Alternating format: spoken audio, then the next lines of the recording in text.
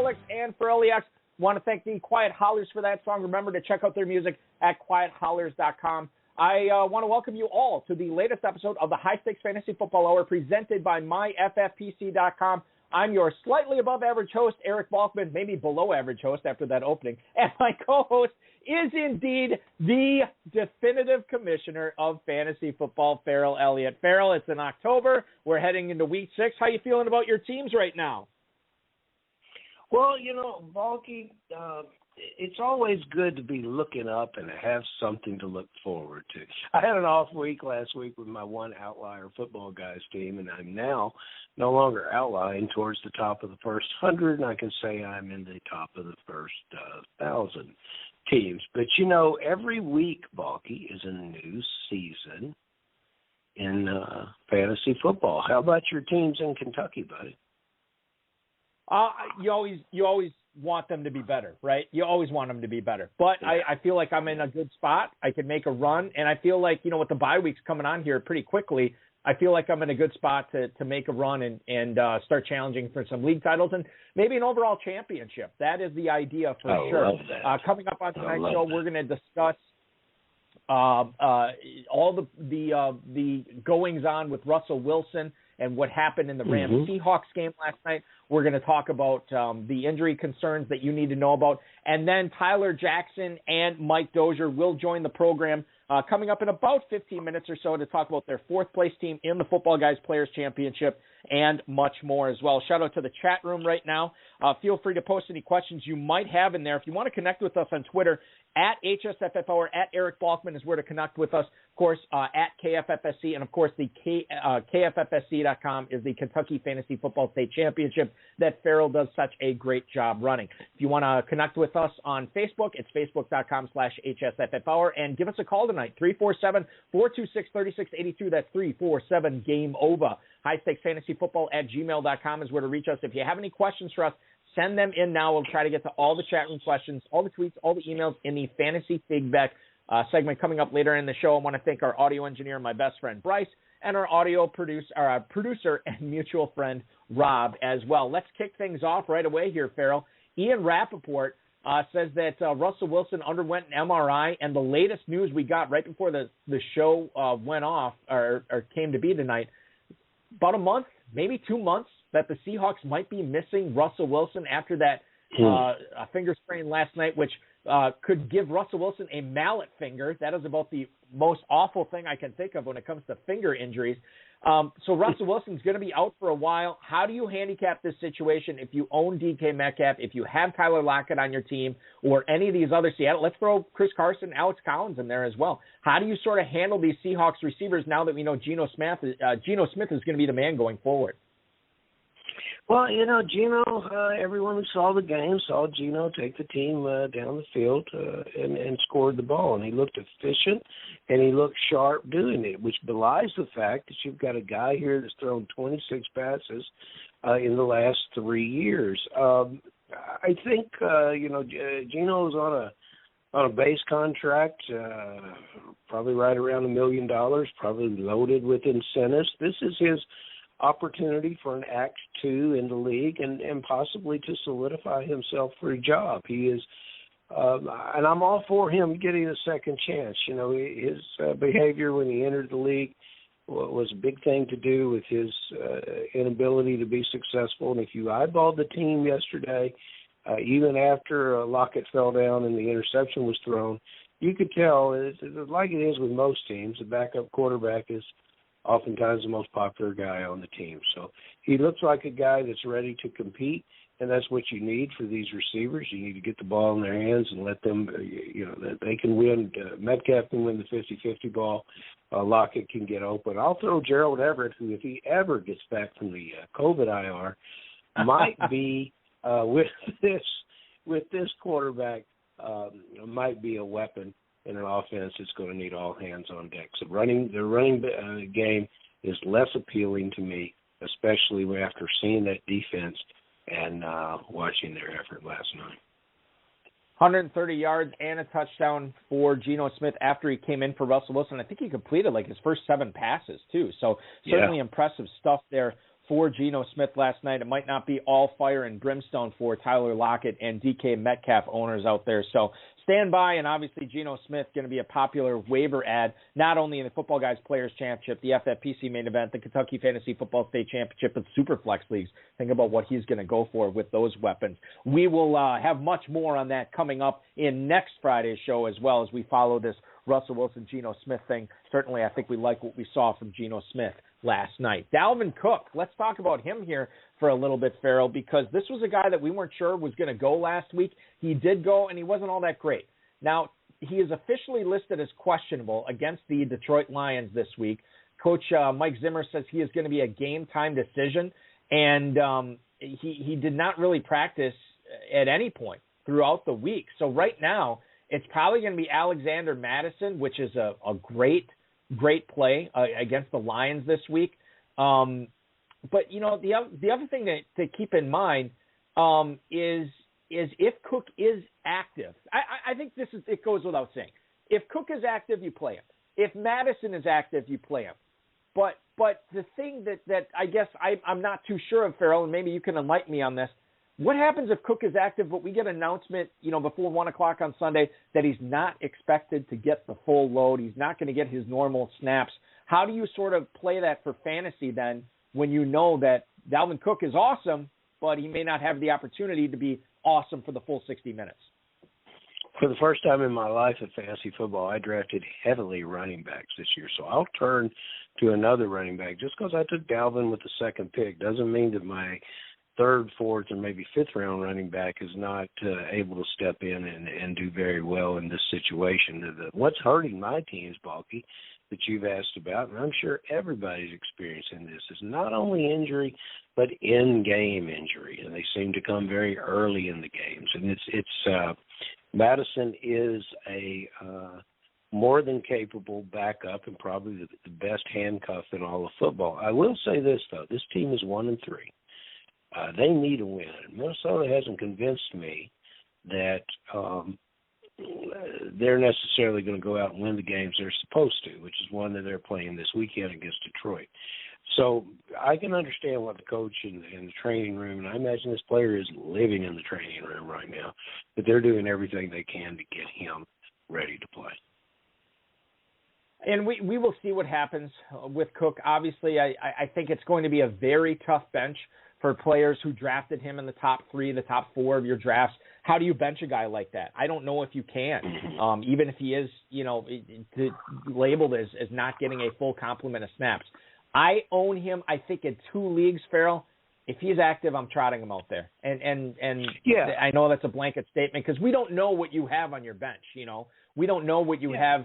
What if you have a Damian Harris or Myles Gaskin or something as the guy who would step in instead? I don't know what you have on your bench, but as a blanket statement, I think you got to kind of roll with Dalvin Cook if he's active.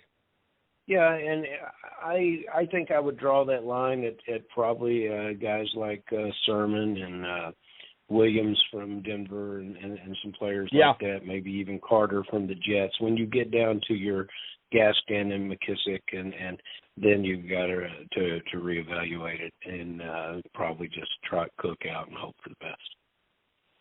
Let's talk about the Giants receivers. Sterling Shepard with the hamstring injury is officially out against the Cowboys. Darius Slayton will be joining him on the sidelines, and this is going to open up some playing time not only for Kenny Golladay but John Ross and Kadarius Toney. Now, last week, Kadarius Toney looked pretty good, and this is a first-round draft pick that is going to be going against the Dallas Cowboys. So I'm just kind of curious how you treat him this week, Farrell, knowing that it's Golladay, it's Engram, it's Barkley, but on the perimeter, besides Golladay, it could be just Toney, or maybe Toney in the slot. Is he a flex play for you in FFPC leagues this week? You know, I certainly think he could be, and I drafted him everywhere early, and then he was a casualty very early on of waiver wires. I tried so gallantly to add running backs, but I like Toney, and I think he did some good things. What appeals to me about this team is John Ross. We see players in fantasy drafting and acquiring on waiver wires all the time, trying to get speed because they know what speed can mean to a team. And now John Ross, who's been in the league for a while, 4 targets, 2 completions, and a big touchdown last week. Fastest player in the league. He's still out there languishing on most waiver wires.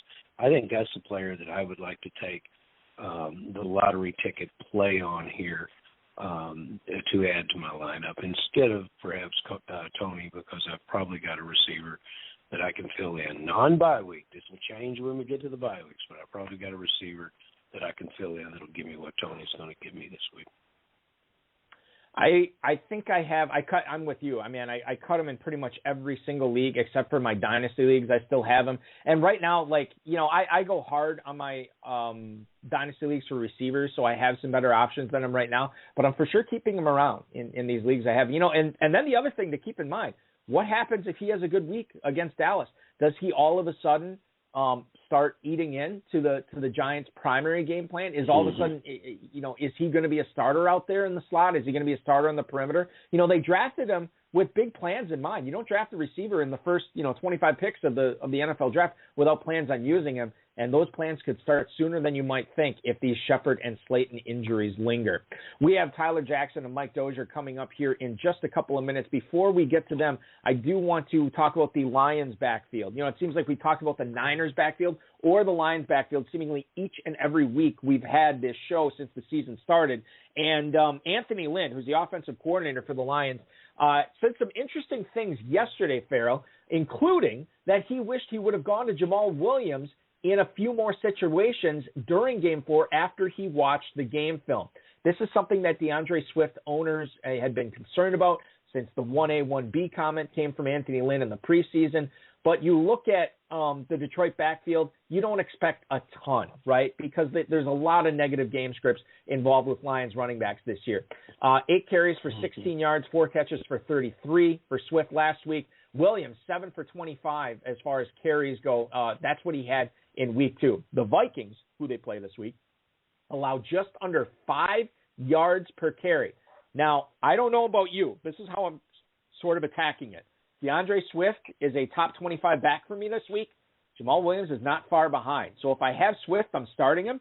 But if I have Williams, I'm going to see if I can get him in a flex spot this week, because I think it could prove worthwhile given these comments from Anthony Lynn and given what we've seen from Williams so far this season. I think Swift owners are some of the bravest drafters in fantasy football. Every time he carries the ball, I hold my breath, and I don't have him anywhere. You know, and I look at this Minnesota team, and yes, it's very troubling. They gave up 184 yards to the Cleveland Browns. The most damning thing that I saw was a Kareem Hunt rush for 33 yards on a 3rd and 20. They had the obligatory 3rd and 20 draw play, and Hunt just ran forever and got a first down. But the Minnesota defense in week 3 gave up 17 points. In week 4, they gave up 14 points.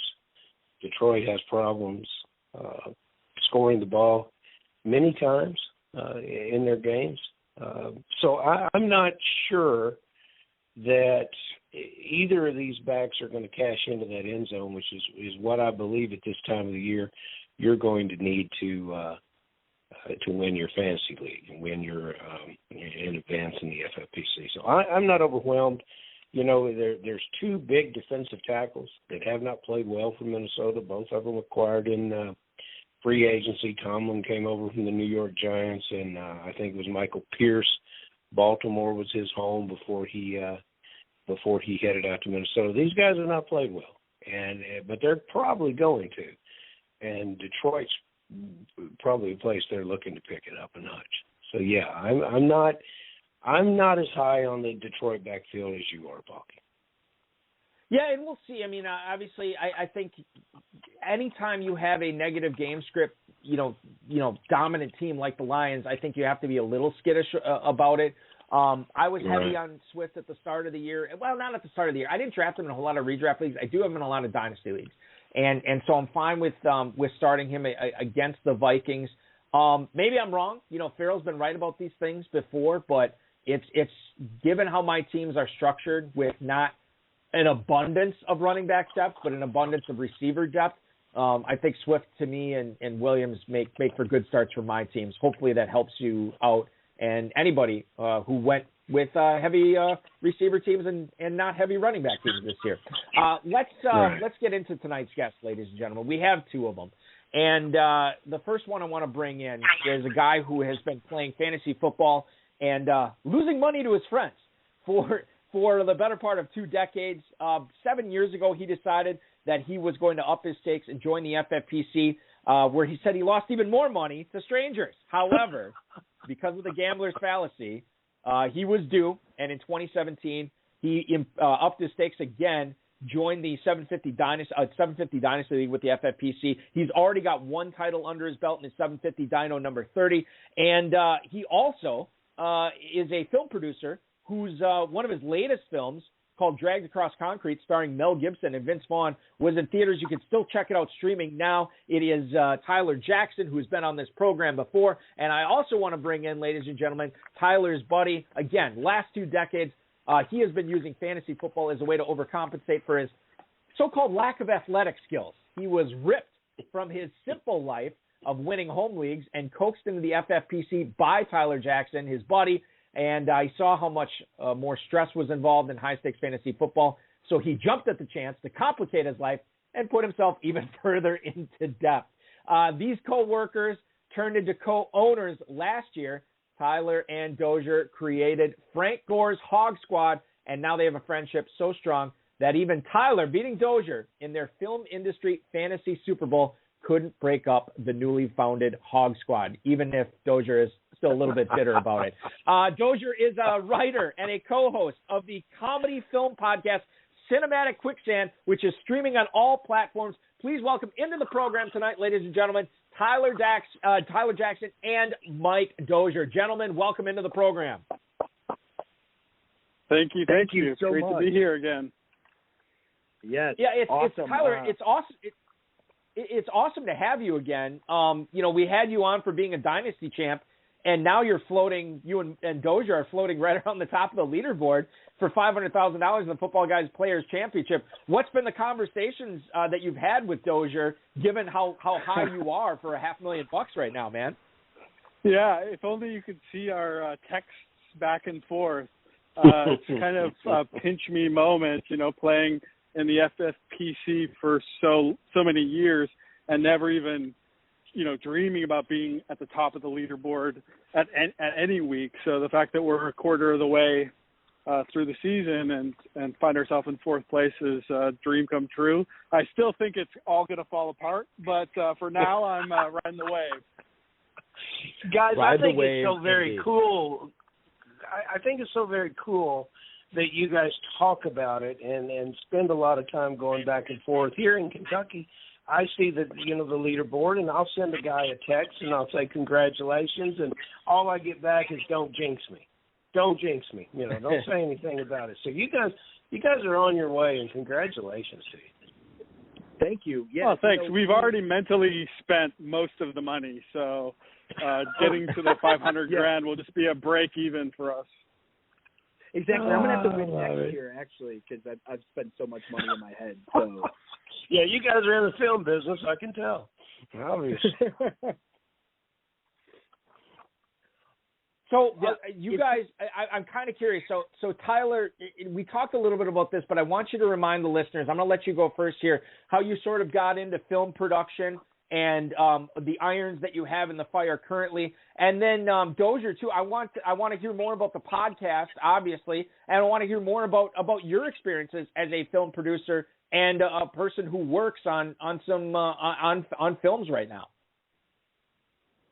Yeah, Dozier and I met about 10 years ago and just started working together, producing some films. We made a few films that are available for streaming, like Vincent and Roxy and Dragged Across Concrete, which we talked about last time, still out there to rent or stream. And, I'm just working on, it takes a long time to get films made, so we're just kind of working on getting some new stuff out there now that the pandemic is winding down, hopefully. Yeah, I got into filmmaking about 20 years ago when I met my co-host of my podcast, Gary Schultz, and we started making movies together and eventually moved out to California, and that's where I met Tyler, and we all worked together and creating some projects we're really excited about. Hopefully we have some cool projects coming out soon, and in the meantime, I'm doing this film podcast with my co-writer, Gary, and it's a lot of fun. It's cool to just talk about movies and the movies that we think everybody else should see, the movies that we love and everybody else should love. So it's a good time. It's a good way to like keep sharp on film while we're not making film. Just talk about film. Beautiful. Well, the business that you guys are in, you always appreciate a good story. So I'll get into some fantasy football, but first I'll have to give you a good story. And I looked over your team, and there's one player that I was very proud to see that you guys drafted. And after the Thursday night game, we were all in Las Vegas, and I drafted live on Friday. And Tampa and Dallas went at it on Thursday night.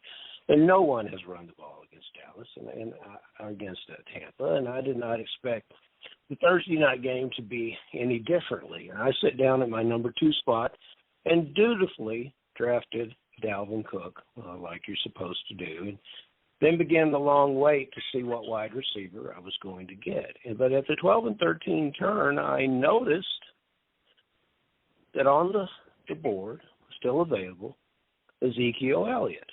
And so I'm sitting there thinking, there's no way that I need to even dream about this player getting back to me. That would be the 21st player picked. But I look down the line, and I look who's drafting against me, and I run into Balky and my favorite guys, the Azell brothers. Balky, how many Azell brothers are there? To my knowledge, there is at least 2, but the way that they draft for fantasy, they're clearly drawing on a hive mind of at least 4 dozen. Well, you see, if there's 2, if there's only 2, I think there's 4. Then they're bringing 2 guys that look like them, but they're always wearing Dallas Cowboy, paraphernalia. I mean, I truly think these guys have Tom Landry tattooed on them somewhere, and I mean they're just diehard Dallas guys, and even they passed on Ezekiel Elliott. And the draft continues. My buddy Jay Reed, I said, surely he's going to pick Ezekiel Elliott, but he goes by plan, and that wasn't part of his plan, so he didn't do it. And lo and behold, it gets to me. I'm at the 21st spot, and I draft Ezekiel Elliott. And I'm so fired up about my team. And, guys, that gift that was given to me by all those drafters, I have managed that team. You can hold your applause, because I have managed that team to 12th place in my league. I mean, 12th place in my league. But, I do have high hopes. But while everyone had turned this player proverbially out to pasture, I was impressed that you guys paid the most that any drafters paid for him, drafting him at the 5th spot. I liked him all year. I thought he would have a bounce-back year. Balky and I talked about it on the show. Finally, my question. What led you guys to buck the trend, and congratulations on enjoying the early season benefits? I think it's only going to get better for Ezekiel Elliott. What do you think, and what led you guys to make that decision as your number 5 player? Or your first player, the number 5 player? I wanted nothing to do with Ezekiel Elliott. Dozier and I, after that first Thursday game, we almost got a team divorce over it. I was like, this team would be great if we had Devontae Adams like I wanted. But, part of a good team and a good friendship is listening to your co-manager. And I said, okay, Dozier, you can have Ezekiel Elliott, but I don't want to hear about drafting another running back for 10 more rounds. And he's like, he somehow convinced me of that. And then on the way back, we got Najee Harris. And and then that was for sure. Like, I never want to hear about another running back. So I have to give all credit to Dozier for getting, 2 high volume running backs who are working out well for us so far. Good for you guys. We're talking with. Go ahead. Yeah, no. As I was going to say, Tyler really does not want to draft running backs ever, and for us just to be able to seal up the two guys, and that's all I needed. I just didn't want to be in the 5th or 6th round looking at like that dead zone of running backs. And once those two fell there, then I was like, all right, Tyler, it's all you. We can draft all the wide receivers you want. So. And it's all about give and take. And you guys clearly have managed yourself nearly to the top of the heap of 13,000 plus teams based on that give and take, based on this partnership. So congratulations to you. So Mike, let me ask you this. You kind of alluded to this as well. How much of the plan going into the draft was to get 2 high volume rushers? You get Ezekiel Elliott, you get Najee Harris as well, and then really pound the receivers in the next few rounds after that. I mean, did you kind of have it in your mind like, okay, Tyler's going to want a bunch of receivers after this. We just need to get the running backs early. How did that, that conversation sort of, the pre-draft conversation, I should say, how did that work itself out when you and Tyler were sort of attacking this once you knew your draft spot? Yeah, well, I definitely was like, I really want Zeke. We were both kind of like wishy on Derrick Henry, which is, I can't believe that is true, but that's what we thought at first. But we're like, if Zeke is there, that's great. And I didn't think Najee would fall to us. And a lot of it, we were really like kind of patient with our draft board. We're just like, every time our pick came up, we're like, all right, it's between these two guys. And then, Jonathan Taylor was taken right before us and Calvin Ridley the pick before. So a lot of our decisions were made for us. And I knew that Tyler was going to be able to pass up Najee, and we were really going for volume with our running backs. We're just like, we know that no one's taking Najee's carries, and Zeke is definitely due for a bounce back. And luckily, we were right on those and just let the rest of the cards fall to us in a really positive way. So we never felt that we had to reach for our wide receivers, and we were really all excited for everyone that fell in our lap. So we just took advantage of that. That's beautiful. You did one thing with this team that I have enjoyed in Football Guys this year, and I've intentionally gone into leagues that said, I'm not going to chase it, but if it, as you say, falls into your lap, I'm sure not going to fight it. And it appears that that's what you've done with Tampa Bay Bucks. Brady and Antonio Brown, and then you followed up in our tight end premium league, and I couldn't believe he was available in the double-digit rounds. I just thought this was a great gift. Rob Gronkowski, was this a plan, or like you say, do you fight it? Do you believe in the concept of the stack? How'd this lineup come together? Yeah, well, I was super bullish on the Tampa Bay Buccaneers offense. So much so that the one player we kind of reached for was Tom Brady. And we, in fact, he was in our queue, and I was just like trying to motivate Doge to pick Tom Brady over even Dak Prescott and Russell Wilson and all the other. I think those were the top quarterbacks who were still there. But I just felt like Tom Brady. We saw him win a Super Bowl last year, obviously, but didn't quite have the offense figured out maybe until even halfway through the season. So I felt like a full season of Tom Brady in this offense with, AB and Gronk, as you say. They all have another year of experience in the offense, and everything. I felt like everything could fall in place for them to have a monster fantasy season. And then it was the last hurdle was just convincing Doge, who's a diehard New England Patriots fan, to accept that all of his former loves from the Patriots are going to be even better on the Tampa Bay Buccaneers. So that was a real tough one, but he eventually came around as we started drafting. Yeah, Tyler Jackson, it was Mike Dozier. Go ahead. It was a nice little, dagger in the side to just make me have to root for Brady and Gronk again, which, you know what, I'm fine with that. And let's go, guys. They've won championships before. Maybe they can win one more for us. So that's what our attitude is.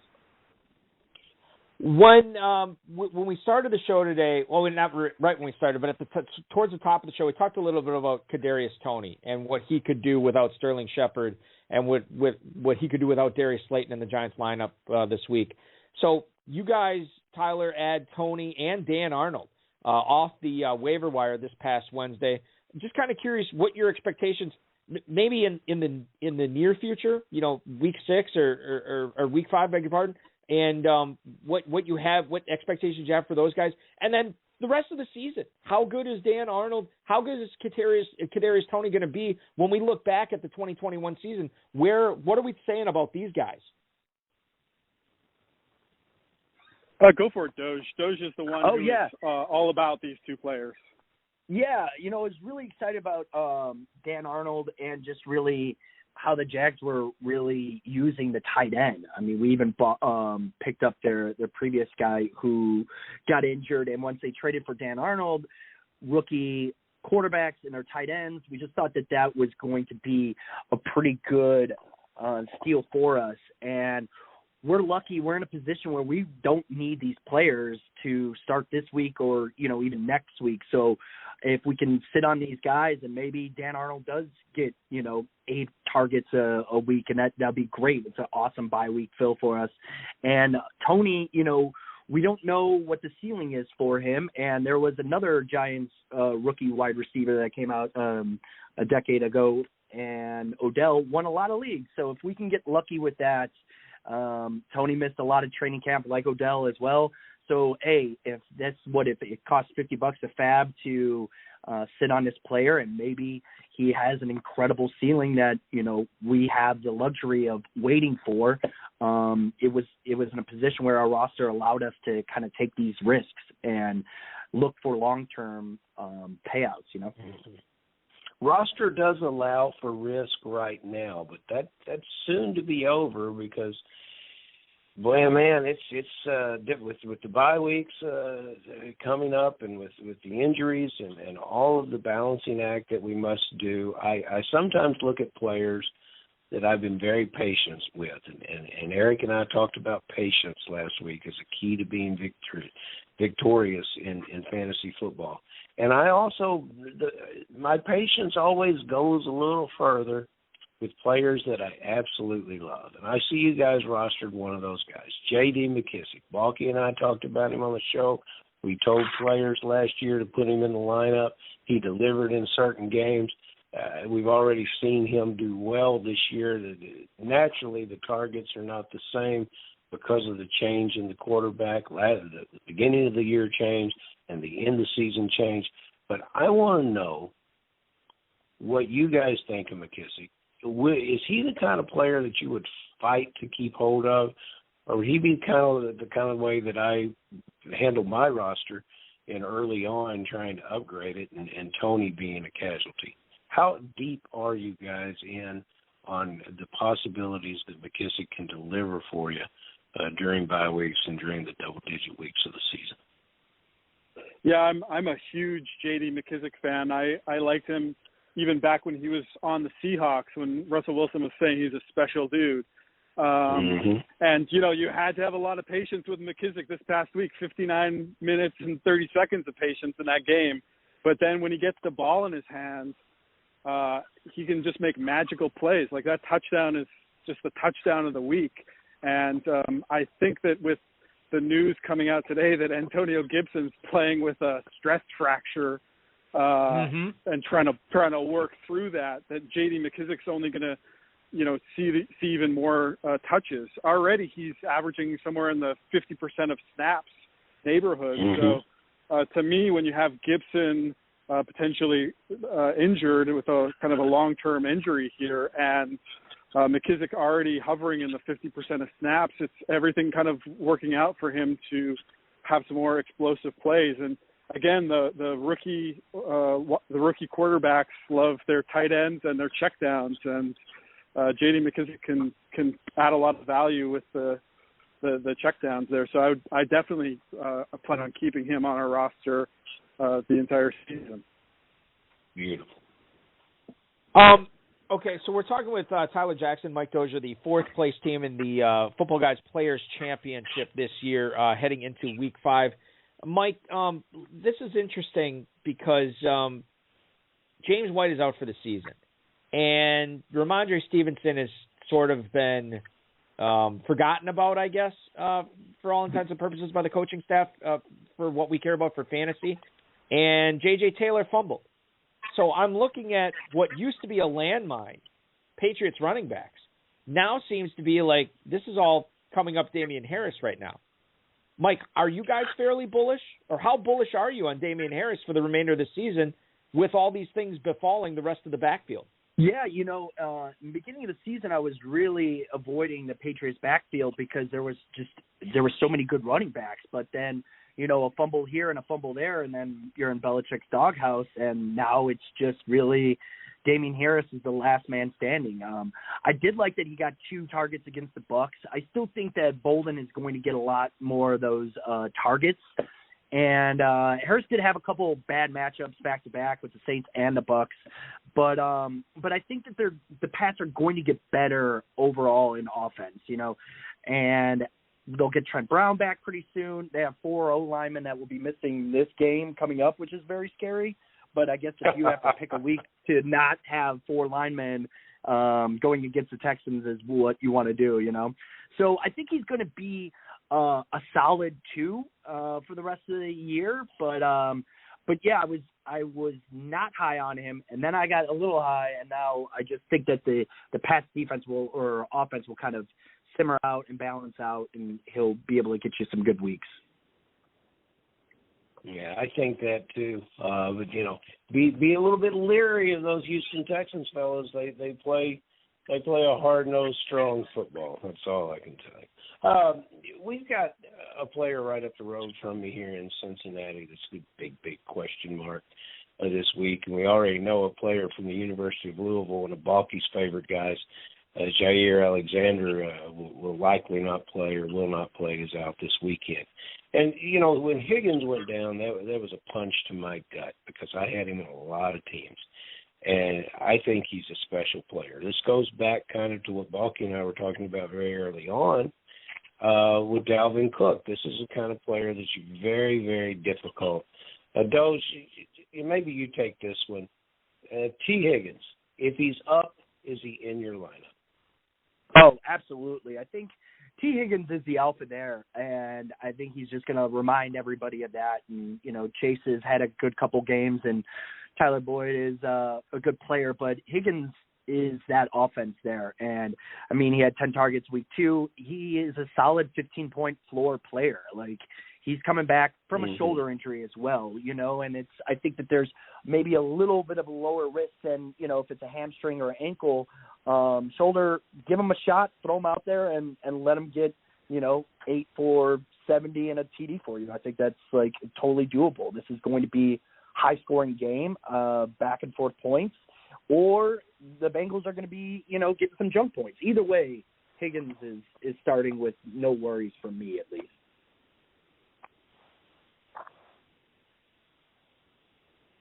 Talking with Tyler Jackson and Mike Dozier here, the 4th place team in the Football Guys Players Championship. Good news on T. Higgins, obviously, for you guys there, and you're making me feel better about my T. Higgins teams as well. So thank you for that advice. Let's see if we can help out some other fantasy owners here this week that emailed in the show. I'm going to throw this to Tyler first. Tyler, go ahead and take this question from Jake in Brooklyn. He writes, hey, guys, how excited are you for Tyler Higbee for the remainder of the season? Thanks, fellas. That is Jake in Brooklyn. Jake, thanks for listening. Thanks for emailing. Higbee caught a touchdown last night, and this is a guy that has been pretty polarizing in the fantasy industry in the last couple of years. Tyler, how do you and Mike fall in on Higbee? We both loved him independently, and we're fighting for him in our auction draft film industry league. So, I'm just a fan of the talent, and obviously with Everett gone, and Stafford loves making his tight ends fantasy relevant. So, yeah, he's obviously hasn't exploded as much as we were hoping he would, but he's just a solid middle tier tight end player with some weeks that he's going to be at the top of the heap. So, if you have Tyler Higbee, you probably don't have a better option. So you got to just start him and hope he scores a touchdown for you. Yeah, that's just so funny considering Tyler traded Tyler Higbee yesterday for Darren Waller, and I was very upset about that because that was an awesome trade that Tyler pulled off. Hey, So, say the whole trade. Say the whole trade. It was Higbee and Damian Williams for Darren Waller. Okay, yeah. So, you know. Still but I still think Higbee is a good player. I don't think I ripped any. Guys, I have an important question. Are there any openings in this film industry league? Because I've been to movies. Yeah, it is very soft. It is very soft. Are there, you know, if you have an available spot, I'll come on out. So that's all I'm saying. For sure, we take turns like feeding off the lower team. So Tyler got that one. I got DJ Moore a couple of weeks ago too. So we go back and forth. I traded Chase Edmonds and Justin Fields for DJ Moore. So we're both guilty of maybe taking advantage of some other owners. So you got to do what you got to do, right? That's good advice. You got to do what you got to do for sure. And let's go to one more email here before Farrell gets into the second to last question, because I got one more question after Farrell tonight. This is an LA question, LA Chargers specifically. Paul in Austin, Texas, he writes, "What's up, gentlemen? How close to matchup proof is Justin Herbert for y'all right now?" That is Paul in Austin, Texas. Mike, I'm going to throw this one to you. Justin Herbert looks awesome so far. Is he close to matchup proof? Is he matchup proof? How would you guys treat Justin Herbert if you had him on one of your teams this year? Oh, yeah. I think if I had Justin Herbert on my team, I would have one quarterback on my team, and that's Justin Herbert. I think that's there's no way I would have a backup QB. I think the guy's a beast, and he's just going to get better and better. Now, like Mike Williams and with Eckler playing healthy and a full year, like I can't believe I was that gun shy about him this off season. Like I don't have as many stocks as I wish I did, but the guy is matchup proof. Like throw him in and not even worry about it. Use your roster spot for another running back or wide receiver. Like that's all you need. Hey, how funny is it to see Dolphins fans so angry about how great Justin Herbert is? It always makes me laugh watching them pound the wall about how great 6'6" gunslinging quarterback that they could have had instead of Tua. Yeah, that's going to go on for the next 15 years. So you're going to enjoy that for a long time. Yeah, you know, and like you think about that draft too. Like before it happened, there was a lot of people saying Tagovailoa was going to be the first overall pick, and it wasn't even a question. And then he slipped, and the Dolphins get a bargain on Tagovailoa, and the better bargain would have certainly been Justin Herbert. At least that's the way it seems right now for the Dolphins and for the Chargers. Farrell, one last question here for Tyler and Mike. Well, one last question from you. I have one more thing to ask him after that. Okay. Well, guys, it's a two-part question, and then I got two guys. So let's see. Let's work up, as you would say, a script in your industry. Tyler, you'll go first, and then Dozier, you'll bring us home. And what I want to know, and I have a playing partner that I absolutely love playing with, and he proposed to me today that we set DeAndre Hopkins, and I immediately said no thanks, don't want to do that. But is there this week, is there a top, first, second, early third-round draft pick that you just don't like the matchup, you don't like the situation, and you would, in fact, set him? And then we might have teased this already, so we might have to come with a different player than we've already talked about. But can you give us a sleeper, someone that no one is talking about? We teased it with McKissick. Is there someone else that you guys may be considering getting in the lineup that no one else will have, and I'll give your club the difference moving forward? Well, Farrell, it's not going to be good news for you, but I'm going to sit the hurt running backs this week. So Dalvin Cook, I know it sucks to do it, but I'm going to sit him down and hope I have a better choice. Don't like anything about what's happening with Dalvin Cook this week, unfortunately. And same goes for Antonio Gibson. I know that's both of these dudes that you feel like if they're out there, they got to be playing, but everything about it says like, hey, maybe they're not going to be getting the volume necessary to really score you a lot of points this week. As far as the sleeper goes, I have a good one. People are starting to talk about him, but put some respect on Dawson Knox's name.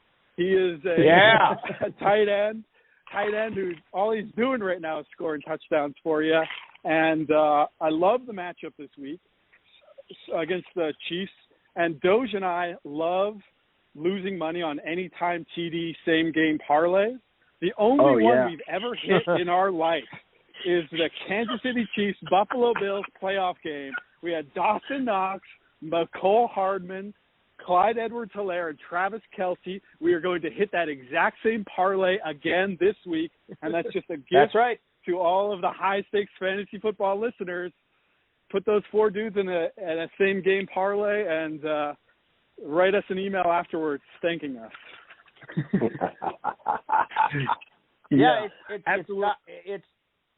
It's blessings that you guys, when the schedule was released and you guys were pouring over it, you see this Kansas City Bills game on Sunday night, you're like, you knew exactly what you were doing, right? It wasn't, you have to talk about it. You knew you were placing the same parlay again, right? Oh, for sure.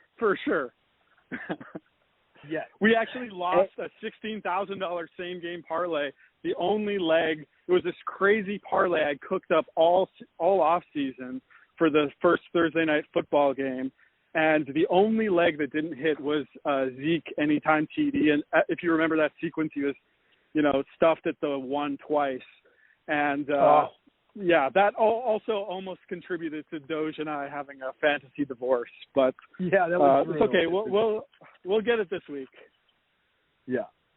And just like really as high as we are in the FFPC, we are that low in our parlays. So everything balances out. You I guess can't win them all. So, but this week I do echo what Tyler said. Dalvin Cook and Antonio Gibson. I don't want to start them if I have to. I think they're too risky. But I don't know if you got the stones to bench Tyreek Hill against the Bills, but they really take him out. He's got 2 games against them, 10 catches, 61 yards. The Bills played too deep against him, and they just let Clyde beat them. And I think they're going to do the same thing this Sunday. You're not going to let a dude who just went nuclear last week go again. So if you got the stones to do it, I think that Tyreek will definitely disappoint some owners this week.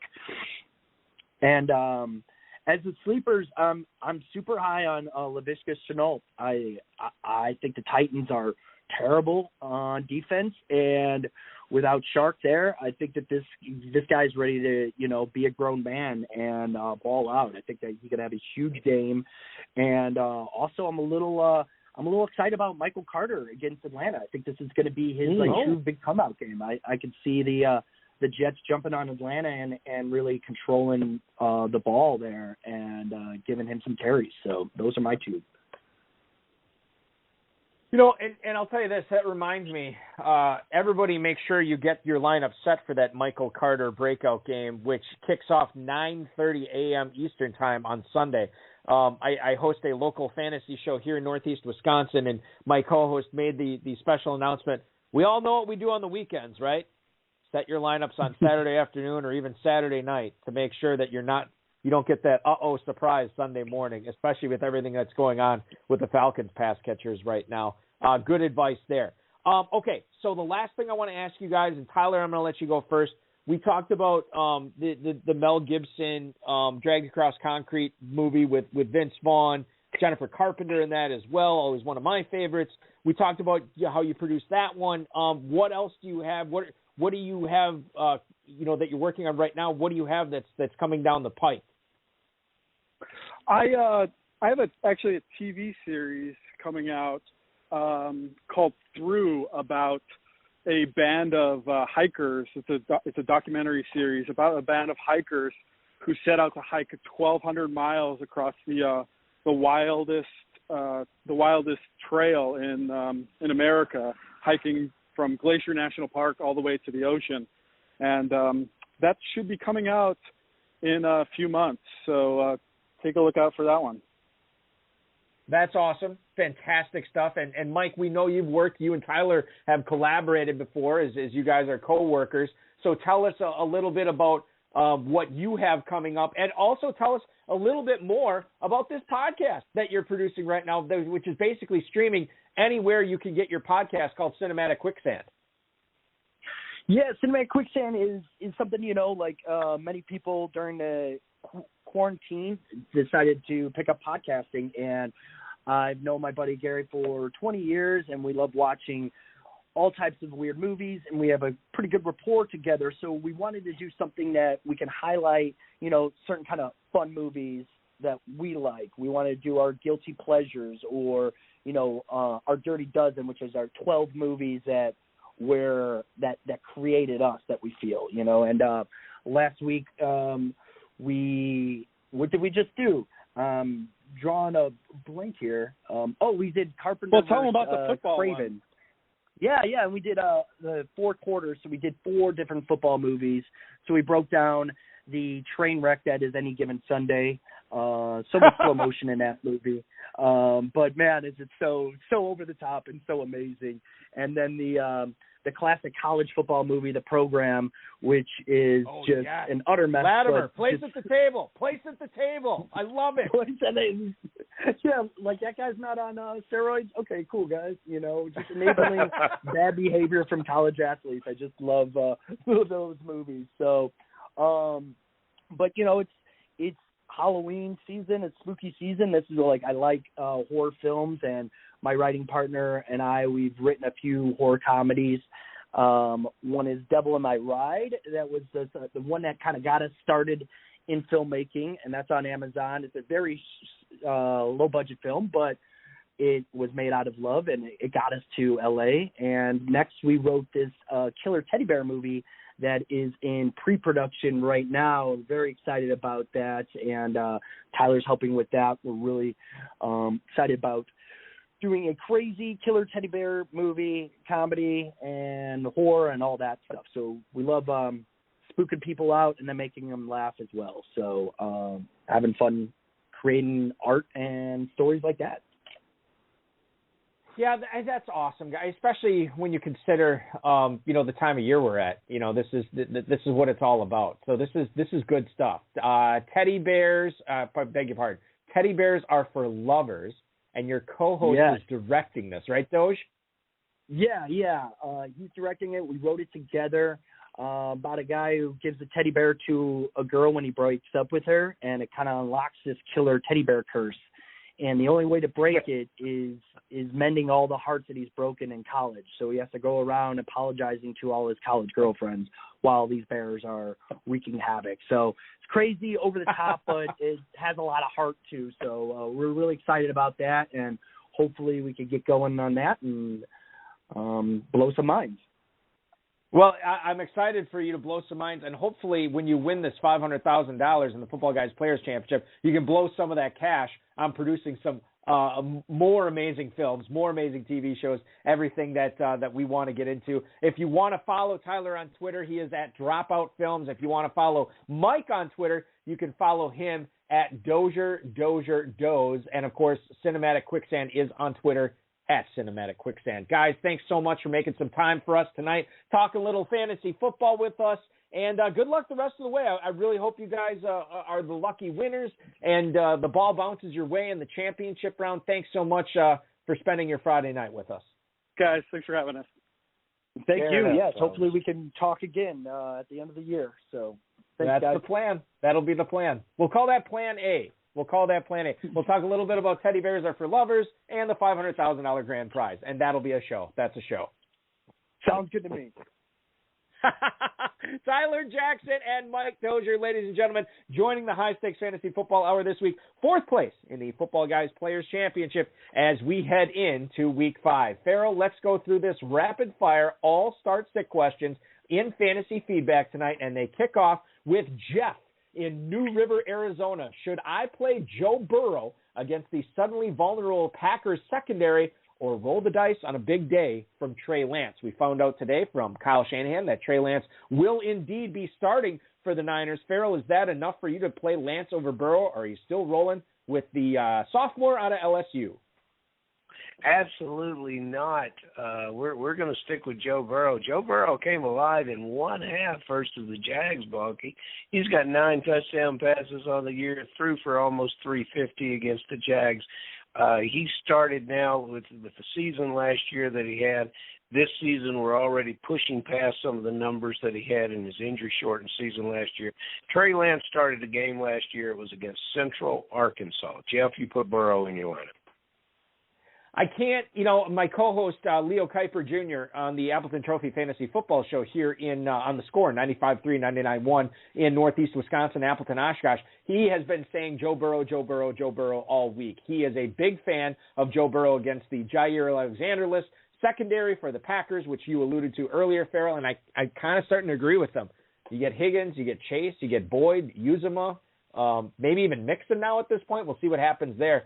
They are going to be loaded. I think you play Burrow over Lance. Larry in Manitou Springs, Colorado. I think I'm ready to start giving Miles Sanders the Allen Robinson bench until you show me something treatment. Am I right to play Javonte Williams over him this week? So you look at this, Farrell, with Javonte Williams and Miles Sanders. Javonte Williams is going to be at the Pittsburgh Steelers. Miles Sanders this week is going to be taking on the Panthers in Carolina. For me, listen, I like Javonte Williams. His fumbling has me a little bit nervous, and I've been a big Melvin Gordon guy this year. That's not changing. So for me, I'm still, even despite the fact that it's almost going to a timeshare in Philly, I'm still rolling with Sanders over Javonte Williams, who is in a timeshare for sure in Denver.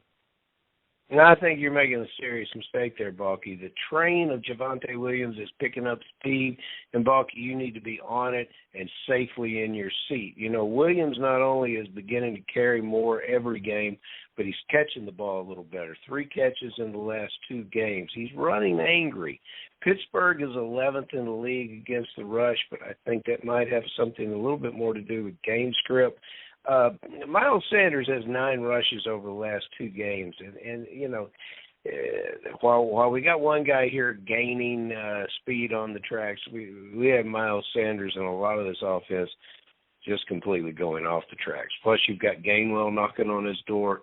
I think you're better off to go with Javonte Williams with a quarterback that's going to turn and hand the ball to both those running backs in Denver. I don't know what the quarterback's doing in Philadelphia. Most likely he's running around. He's great for fantasy, not so great for football, which means some of the players on his teams, especially the running backs, are not in the best position. And while I will still say that I'm going to play Sanders over Williams, to Farrell's point, if you look at the Eagles-Panthers game, Eagles are on the road, strike 1 for the running game. They are in a game that is currently at 45 points, strike 2 for the running game, and they're 3-point dogs, so strike 3 for the running game. So if you're looking for reasons to bench Miles Sanders, there's plenty just by looking at where the game is, what the game script is, and what the total and the point spread is. And then you look at the Broncos-Steelers game, the total's only at 40 there right now, but to me that could be a knockdown, drag-out game.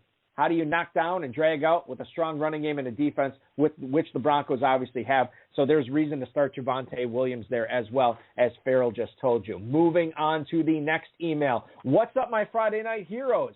How confident are you in T. Higgins after he missed his last game with that shoulder injury? If I bench him, I need to start Kenny Golladay. TIA, that's Walt in Carson City, Nevada. Thank you for the email, Walt. We certainly appreciate it. All right, so Farrell, if it comes down to Higgins or Golladay, I'm going to go with my man Higgins. Even though he did miss the last game, he got the extra mini bye to heal up. Never been a big Golladay guy, and we already talked about the Packers secondary, so I'm going to play Higgins over Golladay.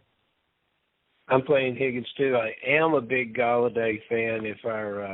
If the question comes, we have a man with an embarrassment of riches in both these receivers, but Higgins is your play here. Final email we have for this evening. It is Rich in New Haven, Connecticut. Hiya, Balky and Farrell. Should I keep riding the hot hand with Jared Cook at tight end this week, or do I go back to the guy I thought would be an every-week starter for me when I drafted him in Dallas Goedert? That is Rich in New Haven, Connecticut. Rich, thank you so much for the email. So we already talked about it. Dallas Goedert is going to be at Carolina this week in a semi-tough matchup. Jared Cook is going to be at home against the Browns defense, which should have Myles Garrett. That's the way it sounds like. I know he didn't practice a couple of times this week, but it sounds like he's going to play. So not the greatest matchup for either one of these. I think I'm going to roll with Goddard over Cook, but I could be persuaded if you feel differently. I don't. Cook is in your best football situation, but Goddard is in your best fantasy situation. Cook is a technically superior receiver. He's going to get open, but so are those other elite players at all the other positions. That's one of the things that makes Herbert so good, is there's elite players off the field at every position on the field, and when they bring a new person on, he seems like he's an excellent player as well. You take a situation with Goddard, and I go back to 2017 when he was at South Dakota State. Balky, he had a quarterback named Taron Christian who played the same way that Jalen Hurts is playing right now. He ran around, extended the plays, had some success throwing the ball downfield, and he would throw to his tight end, who would keep the play active, get open, and run with the ball in an angry way after catching it. That's the same thing Dallas Goedert has to do to make this Philadelphia Eagle team in any way competitive against Carolina and everybody else they're going to face this year. I like Goddard now more than I did when the season started.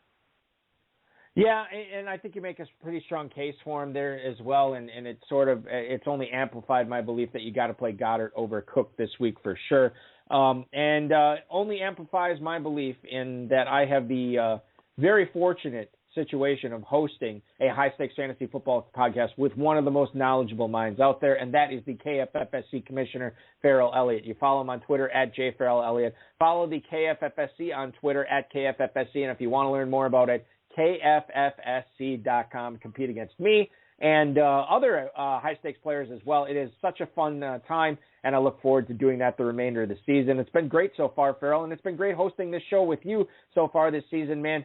Good luck in your leagues this weekend, and we'll do this again next Friday, dude. Thank you, Balky. See you then.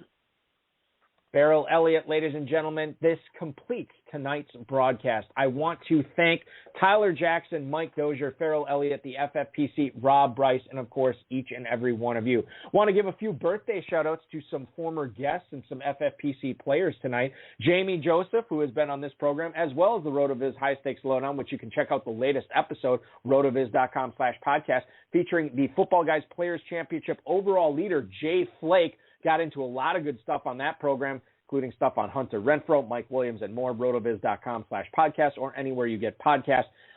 Craig Campbell, who's been a former guest on the show, also a very talented and a legendary Kentucky Fantasy Football State Championship player. And Nick Bakay is also celebrating a birthday today. Nick, who's been a longtime FFPC player, he's a longtime actor, comedian. You've seen him in King of Queens. You've seen him on Sabrina the Teenage Witch, and much, much more. He is celebrating a birthday today as well. So shout out to each and every one of them. And hopefully the ball bounces their way and they get a nice little birthday weekend win in the FFPC. We'll be back next Friday at 10/9 Central once again. We'll get another great high-stakes guest that is dominating the competition in 2021. They're going to tell you how they did it. They're going to tell you what they're going to be doing with their teams going forward. And hopefully you glean some knowledge out of that as well. Thanks so much for listening, everybody. Good luck in Week 5. Your weekend officially starts right now. This has been another episode of the High Stakes Fantasy Football Hour, presented by MyFFPC.com. It was broadcast live and heard around the world. Balky and Farrell will be back next week with more analysis, interviews, and advice from guests much smarter than they are. Thanks for listening, and we'll talk with you again next week.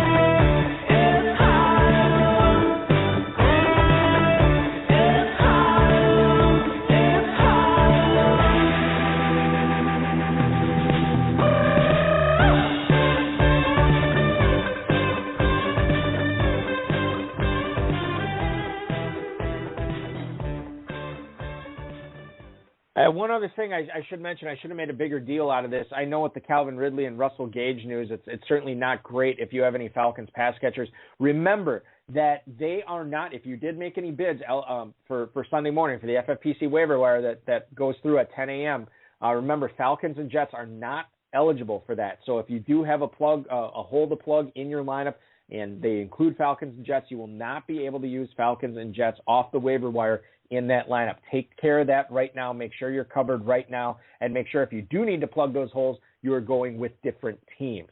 9:30 a.m. is when that game kicks off. Make sure your lineups are in well before then as we kick off 2021 NFL in London. Thank you so much for listening, everybody, and we'll talk to you next week. Hopefully the ball bounces your way.